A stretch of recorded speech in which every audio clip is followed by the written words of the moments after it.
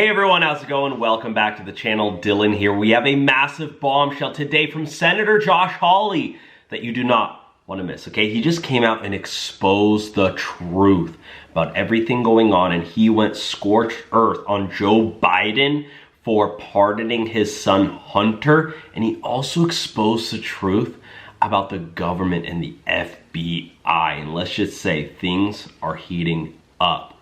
Josh Hawley also went hard on Mitch McConnell as well, and are calling, there's calls for Mitch McConnell now to step down. So we're going to bring on Josh Hawley to expose the truth, but before we do, we're going to read the Bible and pray because God comes first. Amen. Comment amen down below if you believe that. Today's Bible reading is Joshua 1:9. Have I not commanded you? Be strong and courageous. Do not be afraid. Do not be discouraged, for the Lord your God will be with you wherever you go. Amen. So comment amen down below. And now let's bring on Josh Hawley. All right, guys, so Josh Hawley just went scorched earth on Hunter Biden's pardon. And Josh Hawley also revealed the truth about what took place in Butler, PA, but he also grilled airline executives. So Josh Hawley just went absolutely scorched earth on Joe Biden's plan to pardon Hunter Biden. This is completely epic. Take a listen to the way Josh Hawley speaks to reporters. Okay, all right. You guys come back. Talk to us about the meeting. What did you want to hear from her today? We talked about her plans for the Justice Department, about getting DOJ back to prosecuting criminals. I mean, that's really the core, in many ways, the core mission of DOJ is to protect the American people, to go after criminals, and there's a lot of work to do there. The southern border, fentanyl, you think about the human trafficking, labor trafficking, sex trafficking, so there's an enormous amount of work to do. I think that I served with Pam Bondi as Attorney General. She's two-term Attorney General in the state of Florida. She was fantastic. She's an 18-year prosecutor before that. She's really a career prosecutor. And the other thing I talked to her about that's a huge priority for me, well, two things. Number one is, it is absolutely vital, I think, that we have a church-style committee. You might remember this is the committee back from the 70s that looked into the CIA, the IRS, the FBI. We need to have a similar style committee now to open the books on DOJ and the FBI for the last 4 and 8 years. We talked about that, how important that is. She agreed with that. And I think there's a lot of work to do there. The other thing that we talked about is RECA, which is the Radiation Exposure Compensation Fund, so important to my state where we have so many Missourians who have been exposed to nuclear radiation but have not been covered. DOJ administers that program. So we talked about that and its significance. And she understood that. I look forward to working with her. She was also Donald Trump's defense lawyer in one of his impeachment trials. What do you make of the criticism that as AG, she would be more Trump's attorney than the country's? I would say this. She has a long record. She's not somebody you have to speculate about. She was 2 terms as Florida AG. She's 18 years as a prosecutor. You can go back and look at her record. And I happen to have seen it up close and personal because I was Missouri's AG when she was Florida's AG. And Garrett, what I can tell you is she's a tough prosecutor. She was a really good Attorney General of Florida. She was tough. She was independent. She's independently elected in Florida. She understands the role. And she wouldn't have taken this job if she didn't think that she could do it and do it well. And I've got a lot of confidence in her. I think she'll be Senator, did she give any indication, or did you ask if she intends or would be open to cleaning house at the Department of Justice, getting rid of career in addition to political Well, people? I urged her to root out corruption in the Department of Justice and the FBI. I told her that it was a significant priority of mine, and I think it's important for the country. And let me just give you an example. The FBI should not be sending SWAT teams to the homes of pro-lifers to terrorize them and their children in the early morning hours, as the FBI has done. The FBI should not be designating parents who go to school board meetings and ask about masks and curriculum as domestic terrorists, as this FBI has done. The FBI should not be trying to recruit spies into Catholic parishes, as this FBI has done. We have a significant corruption problem, significant, in the FBI. Kash Patel got an absolute roaring standing ovation at the Mar-a-Lago dinner. People are loving Kash Patel so far. That's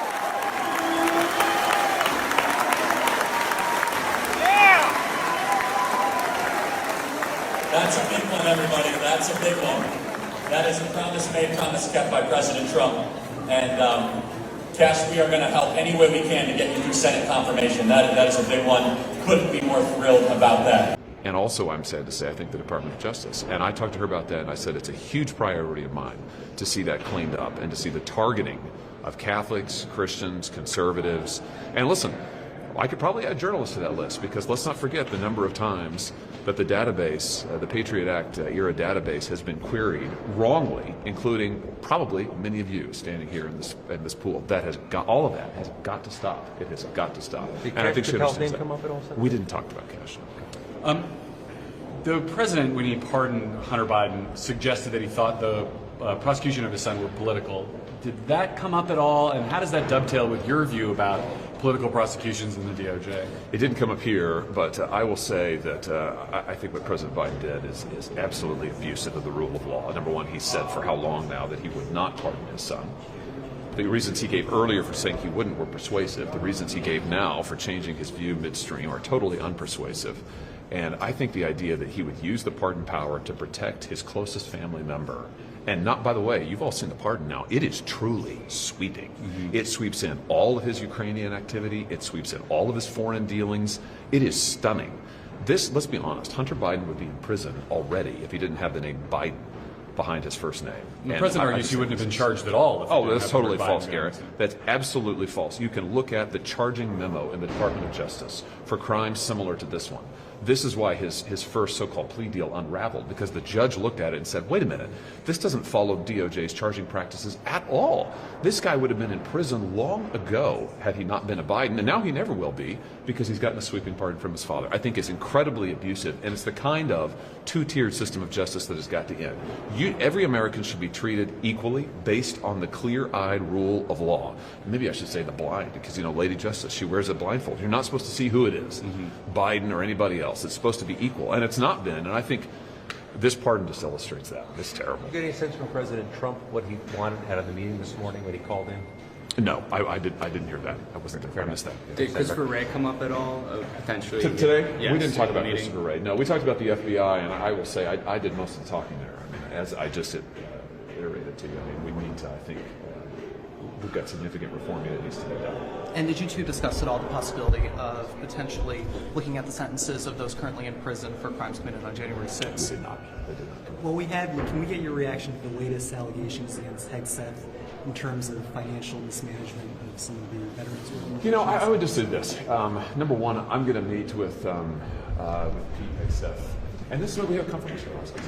He's going to have a confirmation hearing, and he'll have the opportunity. What we're seeing right now is lots of drip in the media, lots of reporting of allegations, this, that, and the other. I know he's denied all of this, but listen, he'll have the opportunity to sit down in a confirmation hearing, to swear an oath, and to answer all of these questions at some length. And I would just urge my Republican colleagues who are very worried, I know a number of them are expressing public concern, it's fine, but I would just urge them before they make up their minds, let him have his hearing and listen to him under oath. Let's go through the process here and give him a shot to answer this and more, and to lay out his vision for DOJ. Great. Thank you, guys. One more on the Hunter Yes. Biden. Okay, yes. Do you worry at all about the precedent that creates? You talked about how sweeping this pardon was. Yeah, I do. In terms of how sweeping it is, the precedent. Yeah, I do. No, I don't hear it. I think it is a bad precedent. And I think for a close family member like this who's been accused of very serious crimes, it's under investigation for potentially other crimes, the blanket nature of it, too. Yep. The president, let's be honest, the president's statement about what he was doing is itself misleading. You would get the sense, as I did when I just read the statement, I thought, he's pardoning him just for this class of crimes that he was being charged with. That's not the case. It is truly a blanket pardon. I think that is a very dangerous thing. Does he have the power to do it? Yeah, he does, I think. But is it a good idea? No, it's not at all. And that's why I say I really think it is abusive. And I have to say, when the president said, 6 months ago, 9 months ago, when he was first asked about this, and he said very firmly, I won't do it, I thought to myself, that's good. That's a good, bold stand, and I'm glad he's doing it. And I'm really disappointed that he did not adhere to it. Sad.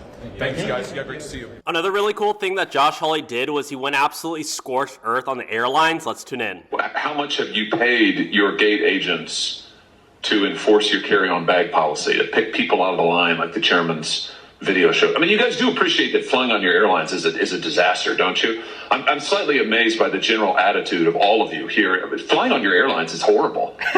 It's a terrible experience. I say this as a father of 3 young children. But I can't tell you, nobody enjoys flying on your airlines. It's a disaster. You charge people fees that they know nothing about. You harass them to death. It's terrible. It's absolutely terrible. And your attitude here today seems to be, well, devil may care. There's nothing we can do about it. Well, I think we are going to do something about it. I love Josh Hawley. He's not afraid to speak out. This is what we need. Josh Hawley slammed to Mitch McConnell. I think Mitch McConnell should also drop out as just a senator in general. But let's take a listen to Josh Hawley talking about Mitch. In my home state of Missouri, I was asked everywhere I went about Senator McConnell before the most recent incident, and then absolutely afterwards. And I mean everywhere I went. The Missouri State Fair, farmers meetings, business meetings. So my view is that 2024 is an awfully important election for Republicans. We should have taken back the Senate last year. We didn't. This is our shot to take it back, and I just hope we're going to be focused on that. Are you worried that he's not the right person to bring you guys back to the majority? Oh, absolutely. That's why I voted against him in December. So yeah, listen, I voted against him as leader. It's not my choice for leader. It hasn't been, and that hasn't changed. I like how Josh Hawley's not afraid to call out Mitch McConnell and say, hey, I voted against him. All right, a lot of people, a lot of senators, a lot of congressmen, you'll learn real quick, the people who are afraid to actually speak their mind and speak out against Mitch McConnell because all these donors, they might upset one of these donors, these lobbyists. It's like, Josh Hawley doesn't give a crap. And that's why I trust him. So Josh Hawley also just came out and spoke about the Christian nationalism that we need here in America. This is a man who is very conservative. He believes in Christian values. This is one of our top senators speaking about Christian nationalism. I want to talk to you tonight about the future of the conservative movement and about the future of the country. But of course, every future is rooted in some earlier past, or as Seneca supposedly said, every new beginning comes from some other beginning's end. And so let me begin in the year of our Lord 410, which was the year of an end.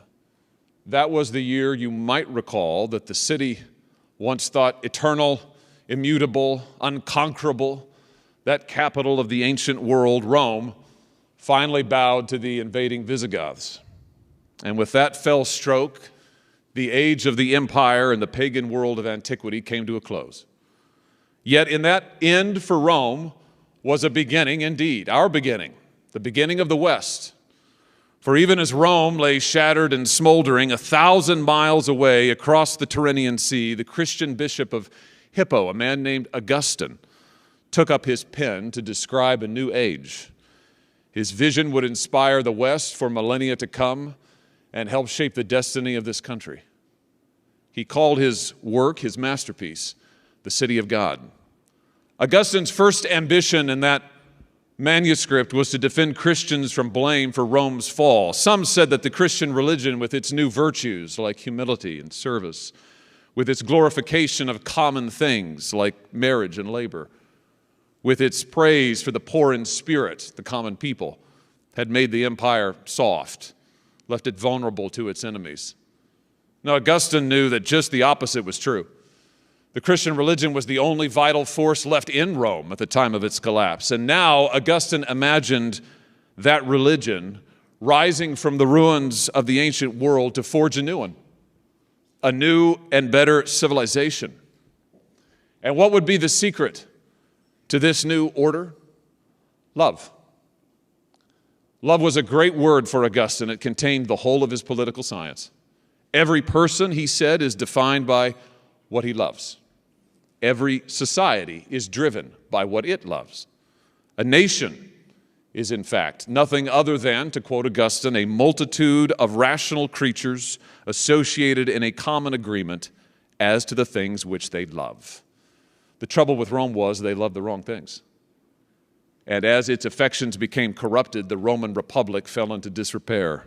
Rome began by loving glory and practicing self-sacrifice. They ended by loving pleasure and practicing every form of self-indulgence, and so Rome rotted from its core. But amid the Roman wreckage, Augustine envisaged a new civilization animated by better affections. Not the old Roman lusts for glory and honor, but the sturdier, stronger loves of the Bible, the love of wife and children, the love of labor, neighbor, and home, the love of God. And while Augustine said that all nations are constituted by what they love, his philosophizing actually described a new idea of the nation completely unknown to the ancient world, a new kind of nationalism, if you like, a Christian nationalism organized around Christian ideals, a nationalism driven not by conquest, but by common purpose, animated not by fear, but by common love, a nation made not for the rich or for the strong, but for the poor in spirit, for the common man. And his dream became our reality. 1,000 years after Augustine wrote, some 20,000 practicing Augustinians made their way to these shores to found a society here on his principles. History knows them as the Puritans. Inspired by the city of God, they founded the city on a hill.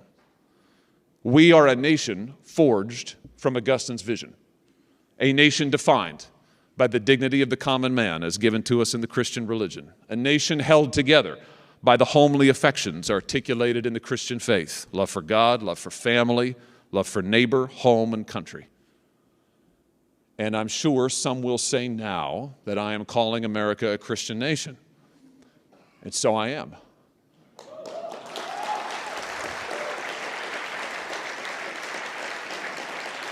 And some will say that I am advocating Christian nationalism, and so I do. My question is there any other kind worth having?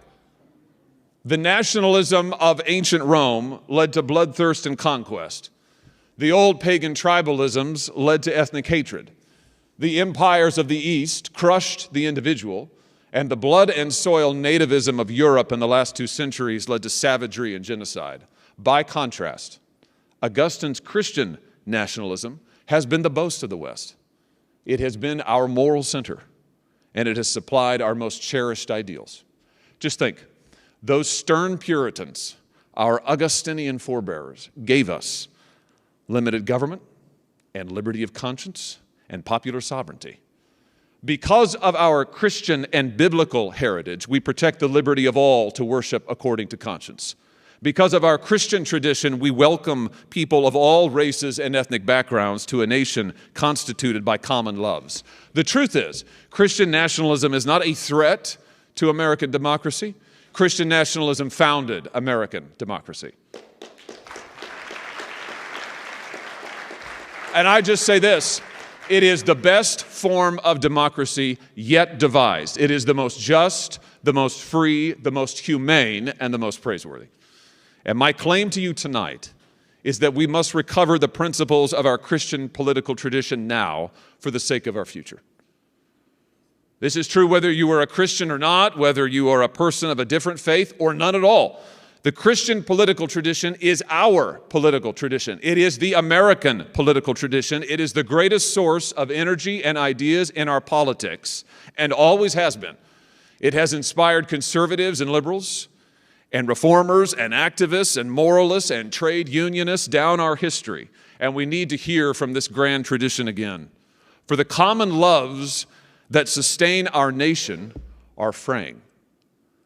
And as they do, the nation itself risks coming apart. You know the litany of our ills as well as I do. You can read the signs of our times.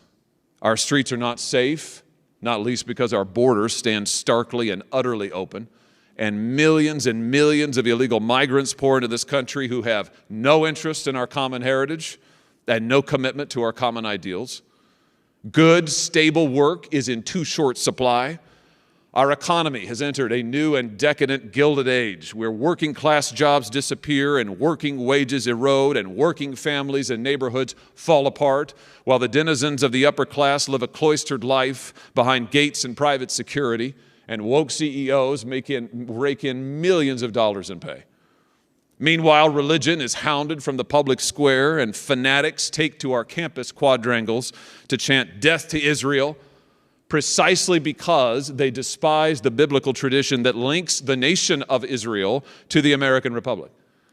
And at back of each of these trends, and all of them, at back of the chaos and coming apart, is an assault on our common loves, the affections that come to us from our biblical inheritance.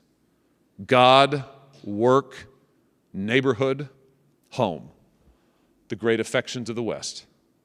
They are dissolving before our eyes. And why?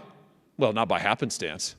The modern left wants to destroy our common loves and replace them with others, to destroy our common bonds and replace them with another faith, to dissolve the nation and to remake it in their image. This has been their project for 50 years and more. But I submit to you, it is the right that is failing this country more acutely. The left's agenda we know, the left's threat we expect. Now, it is conservatives who should be defending this nation, who should be defending what makes us a nation. But instead,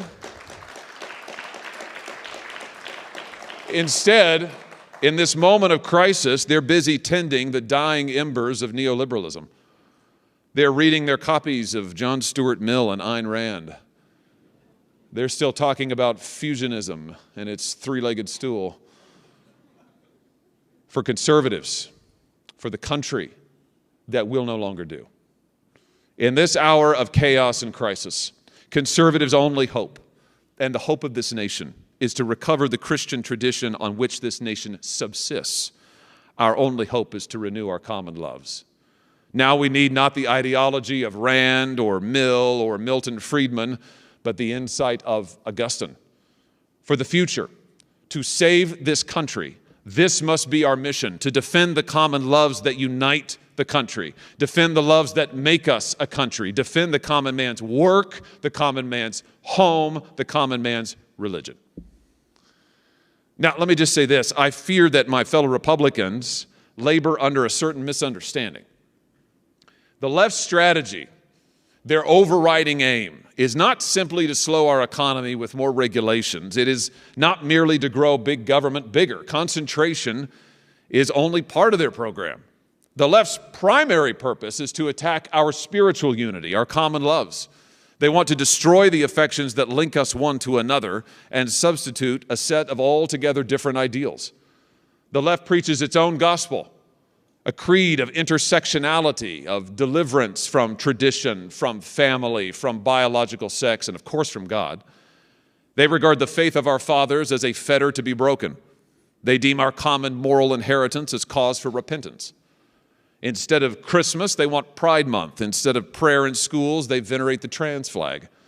Diversity, equity, and inclusion are their watchwords, their new Holy Trinity. And they expect their preachments to be obeyed. They may speak of tolerance, but they practice fundamentalism. Those who resist are called deplorable. Those who question are labeled threats to democracy. And this is why progressives, I submit to you, have such little patience these days for working people. They're too attached to the old ways, to the old faith of God and family, home and nation. Now, this is the left's true replacement theory, their true replacement agenda, to replace the Christian ideals on which this nation was founded and to silence those Americans who dare still stand by them. Sadly, the Republican Party of the last 30 years has been in no position to resist the onslaught. Instead of defending the affections that bind us one to another, Republicans of the Bush-Romney era have championed libertarian economics and corporate concerns. Their fusionist faith has become one note: money first, people last. In the name of the market, these Republicans cheerleaded for corporate tax cuts and low barriers for corporate trade, then watch those same corporations ship American jobs overseas and use the profits to hire DEI experts. In the name of capitalism, these Republicans sang the praises of global integration while Wall Street bet against American industry and bought up single-family homes so that after the banks took the working man's job, he wouldn't be able to afford a house for his family to live in. And then Wall Street crashed that global economy multiple times and the housing market. And these same Republicans kept right on rhapsodizing and subsidizing. It was all just too big to fail. These Republicans forget that economics is first and last about people and the things they love, about providing for family, about personal independence, about having a place to call home and a job that gives you pride. You could put it like this: the free market is valuable exactly to the degree it sustains the things we love together. Otherwise, it's just cold profit. And somewhere along the line, Republicans fell in love with profit at any price. And they seem almost embarrassed that their most committed and reliable voters are people of faith. Let's be honest, in that three-legged stool of yesteryear with the religious conservatives, national security hawks, libertarians, it was always the religious people who supplied the votes. And it was our shared religious tradition that supplied conservatives the most compelling ideas like constitutional government or individual liberty or the rights of workers. Still today, church-going Americans who are married and raising children, whether white or Hispanic or black or Asian or whatever, are the backbone of the Republican Party. If Republicans are going to have a future, that future lies with them. And these are exactly the people the party takes most for granted and serves least well. Give the left this, at least they know people make politics. I mean, they reward their people. Witness the trans flag on every federal building and a sluice of federal money flowing to every climate change boondoggle you can think of. But Republicans? Oh, Republicans give their voters this Hobson's choice between the high tax, high regulation globalism of the left or the slightly lower tax, lower regulation globalism of the right. Between the aggressive social liberalism of the left or the accommodating social liberalism of the right. Even as we speak, Republicans are threatening to drop from their platform the party's longtime commitments to life and marriage. And then they wonder why they have managed to win the popular vote only twice in the last 9 presidential elections. Republicans need a place to stand. They need a future to offer the country. And for conservatives who want to save this republic, there's only one place worth standing, and there's only one vision worth propounding. It is the Christian tradition of nationalism that unites this country. Work, family, God. These are the great loves that define America. And these are the ideals the Republican Party must now defend. Republicans can start by defending the common man's work. In the choice between capital and labor, between money and people, it's time for Republicans to get back to their roots and start prioritizing the working man. The recent Republican Party, the 1990s party, privileged the money crowd in just about every way possible, in policy, in the tax code, in praise. Think of all that worshipful talk about corporate tax cuts. Think of all that rhetoric about the efficient allocation of resources, which really just means profits for Wall Street. Workers, meanwhile, were left to fend for themselves, to watch their factories shut down, to watch their wages flatline, to watch their mortgages soar and their home values plunge, to explain to their children why they had to move out of the home they grew up in, why they couldn't go to the doctor because daddy couldn't find work. And to all of this, Republicans said, well, it's the nature of things. I would simply point out that has not been the nationalist or Christian tradition of this country. Abraham Lincoln said it best when he said, capital is only the fruit of labor. Labor is superior to capital and deserves much the higher consideration. Theodore Roosevelt spoke for the same tradition when he said, I'm for business, yes, but I am for manhood first and business as an adjunct to manhood. That's the spirit we need. The Republican Party of tomorrow, a party that can unite the nation, must put people before money. And the way to do that is to prioritize the interests of the working person. The greatest economic challenge of our time is not the debt or the deficit or even the value of the dollar. It is the astounding number of able-bodied men who are without good work. To get them that work, we need policy change. Look, we're about to have a big debate about extending tax cuts. Maybe we should start with this question. Why should labor ever be taxed more than capital? They should not be. Why should families get less tax relief than corporations? Families should always be first. And we haven't heard the word usury in a few centuries, but it's certainly occupied a lot of Christian thinkers over the years, and it should occupy us again today. There is no reason why credit card companies or the banks behind them should be charging working people 30 and 40% interest. It is outrageous. No profit margin in the world justifies that kind of extortion. No amount of money excuses profiting off other people's pain. We ought to cap credit card interest rates by law. And it's time Republicans embrace unions. The trade unions of the working man are absolutely vital to the future of the working man in this country. I'm not talking about public sector unions. I mean the unions that go to bat for the working guy and his family. I've been on the picket line with the Teamsters. I voted to help them unionize Amazon. I supported the railway strike and the auto worker strike, and I am proud of it. And when it comes to woke corporations, I'll just say this. If you want to change the priorities of corporate America, make the suits in the C-suite responsible again to an American workforce. If you prioritize labor, you will change the priorities of capital. But maybe one reason why Republicans in recent years have not put the working man first is they haven't been willing to put the working man's family first. A party of a Christian nation has to defend the family. Republicans have talked about the family. I'll give you that. Oh, there's been talk aplenty. But Bush-type Republicans have rarely paused to ask themselves why so few of their countrymen are actually forming families. You know, happy and hopeful people have children, yet fewer and fewer Americans do. Why is that? Could it be that the economy Republicans have championed, the globalist, corporatist economy they helped create, is actually bad for the family? Time was a working man could support his family, a wife and children, by the work of his own hands. You and I both know those days are long gone. These days, Americans toil away in dead-end jobs in cubicles, servicing the global corporations while paying outrageous sums for housing and health care. They don't have families because they can't afford to have the families they want. No wonder they're anxious. No wonder they're depressed. And those that do have children can't afford to be home with them. Today, two parents have to work to make the kind of money with the kind of purchasing power that one wage got you 50 years ago. So government daycare now shapes our children's worldview. Screens now teach our children self-worth or self-criticism. The media and advertising industry shape their sense of right and wrong. You want to put family first?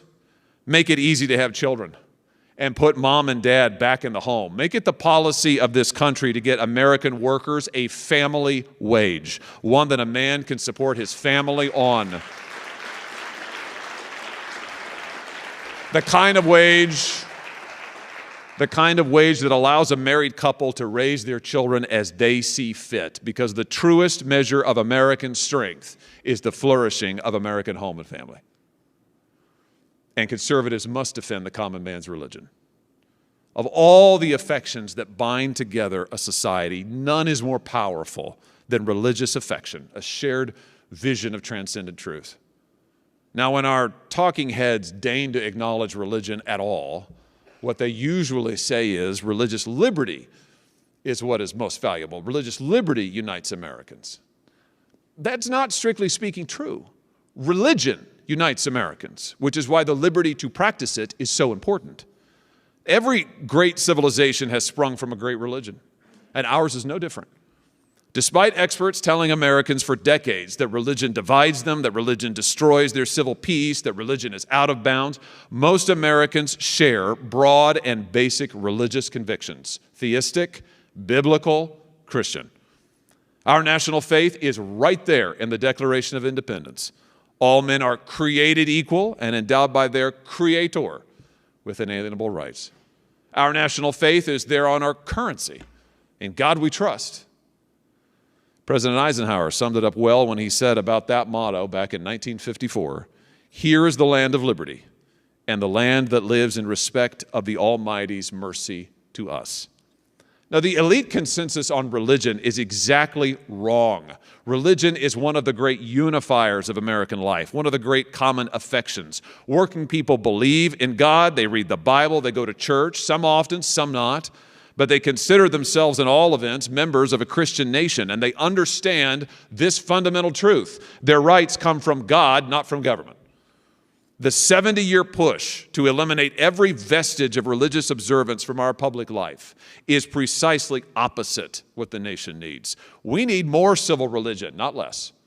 We need open acknowledgement of the religious faith and the religious heritage that binds Americans one to another. The campaign to erase America's religion from the public square is really just class warfare by other means. It's the elite versus the common man. It's the atheistic moneyed class versus America's working people. And by the way, it's not really about eliminating religion. It's about replacing one religion with another. Every nation observes a civil religion. Every nation is a spiritual unity. The left wants religion. They want the religion of the pride flag. We want the religion of the Bible. So I have a suggestion, small suggestion. Why don't we take down the trans flag from all of the federal buildings over which it's flying around the world and instead inscribe on every building owned or operated by the federal government our national motto, "In God We Trust." Listen, symbols matter. Symbols matter. Most Americans, most everyday Americans, most working Americans find solidarity in faith. They believe that God has blessed America. They believe God has a purpose for America, and they want to be part of it. And that conviction is what gives them the sense that, as Burke wrote, the nation is a partnership between those who are living, those who are dead, and those who are yet to be born. Decades of misguided court rulings and elite propaganda have not erased Americans' religious convictions, not yet, and that's a prime reason we still have a nation. Conservatives must defend our national religion and its role in our national life. They must defend this most fundamental and ancient of moral bonds, as Macaulay put it, the ashes of our fathers and the temples of our God. Work, home, God. These are the things we love together, that sustain our common life together, that make us a nation and provide the ground of our unity. And this is what Christian nationalism means in the truest and deepest sense. Not every citizen of America is a Christian, obviously. Never has been, never will be. But every citizen is heir to the liberties, to the justice, to the common purpose our biblical and Christian tradition gives us. That tradition is why we believe in free speech. It's why we believe in freedom of conscience. It is why we deplore the virulent anti-Semitism on display in our supposedly elite institutions and campuses. Now, I do notice that some who call themselves Christian nationalists offer different counsel, a counsel of despair. There's a certain end of days flavor about some of their rhetoric. All is lost, they say. America cannot be saved or is not worth saving. And from that place of fear, they recommend fearful policies, an established church, ethnocentrism, a Protestant Franco. That is not the way. That is not our tradition. That is not what we believe. Let us not be controlled by fear. Let us not return to the harsh ethnic nationalism of the ancient world or to the authoritarian ideology of blood and soil. That's not what the Christian legacy has left us. Now, in this land, we defend the liberty of all. In this nation, we practice self-government of the people. Let us return instead to what joins us in common communion: the dignity of labor, the sanctity of the home, the love of family and of God. That's our civilization. That's America. And I would just say that those great loves in which our nation is founded have not failed. They are as compelling today as they were when Augustine wrote about them. They are as vibrant now as when the Puritans first set sail for these shores. We need only recommit ourselves to defending them, to strengthening them, to renewing our devotion. And when we do, we will save the nation. Thank you for having me. God bless you. Good night. Yeah, many people are even saying that Josh Hawley could make a good president in the future. This was about the best speech I've ever heard a senator make, and I've heard more than a few in my 65 years in this country. God bless you, brother Josh. This nation needs more people like you. It was a very powerful speech. So one of the really cool things that Josh Hawley did is he actually visited the Butler, PA site to do a little bit of investigation. I actually like when people like in Congress go down to the border or go to these sites and actually see firsthand. Like, I really respect people who do that. So let's take a listen. Now, we do know tonight whistleblowers have come forward to Missouri Senator Josh Hawley with very serious allegations, including that the rally was classified as only a loose security event, and many people protecting Trump were not even Secret Service agents at all. We need answers to that and a lot of other questions. Senator Josh Hawley, he actually traveled to Butler, Pennsylvania. He met with local officials to see firsthand the building and the sniper, the one they scaled. This guy's the real deal. He actually went down there himself. He said, screw it. I'm not waiting on the FBI to give me answers. I'm going to get them myself. Kudos and prayers and blessings to Josh Hawley. Trying to assassinate President Trump. Senator Hawley joins us now. Senator, my understanding is it hardly was a pitch roof. I can look at it and tell you as a guy that fell off a roof 3 stories, it's not a pitch roof. Sean Hannity fell off a roof? What? I'm glad he's okay, but wow, that was a bombshell. Number one. Number two, if they knew it was a threat and they didn't want their agents on it, I can live with that. Why weren't there sniper eyes on it? Why weren't there agents surrounding the perimeter?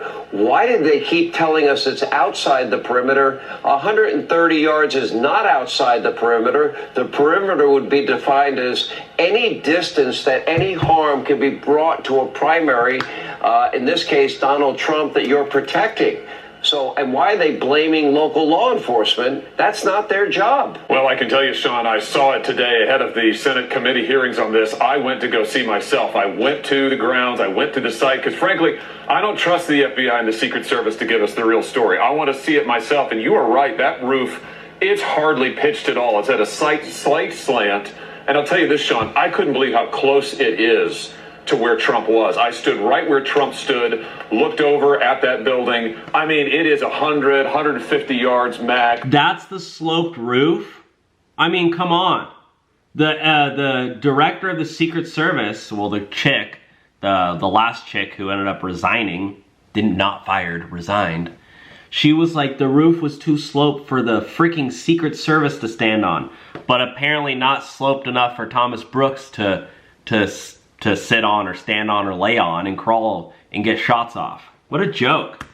It is a clear line of sight from where President Trump was to that building. And the whistleblowers, Sean, what they have told me is unbelievable. It's that they were not patrolling the perimeter with canines as they were supposed to do. They were not patrolling the crowd. Yeah, look at that. They were adequately keeping the area around the stage safe. And of course, we know that they didn't have eyes on that roof and that building. It's unbelievable. Yeah, and it's absolutely crazy. I mean, even Joe Rogan's flipping out about the assassination attempt. The Trump thing, the shooter, all the stuff that's coming out about the shooter now, the more you read about it, the more you're like, what is going on? Like a BlackRock thing too, right? Yeah, he did a BlackRock commercial. They knew that there was a suspicious person 10 minutes before Trump went on stage. They still wouldn't let him go on stage. They saw him on the fucking roof and they didn't engage. It's crazy. It's absolutely crazy. And it's like the media just swept it under the rug. They move on. And at the DNC, no one even mentioned the assassination attempt on Trump. This is a once-in-a-lifetime event. I mean, this is very serious. We were on the brink of, some horrible thing that would have been, how many people voted for Trump? All of the country would have been in turmoil. And it's just like, oh, just another day. Move on. Let's move on.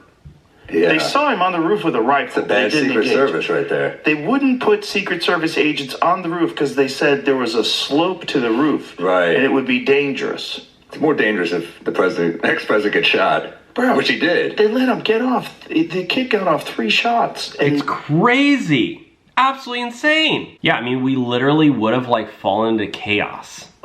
He turns his head at the last second and the bullet grazes his ears. If he didn't, it hits the back of his head. And he's dead, and then we fall into chaos, and who knows what the fuck happens? Big chaos. And even Matt Walsh and Joe Rogan talked about it on the show. I mean, at least, I have to give some credit, and I think everyone here should too.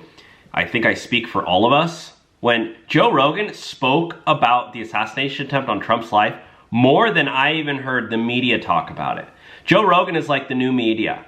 And the fact that MSNBC and CNN they just stopped talking about it. It's crazy. I'm glad Joe Rogan actually talked about it on his show a lot. Even if he didn't get hit with a bullet, which he did, but if he didn't, it doesn't make a difference. He still got shot at. Yeah. It doesn't change what happened. And people behind him, one guy died, and other people got grievously injured. Yeah.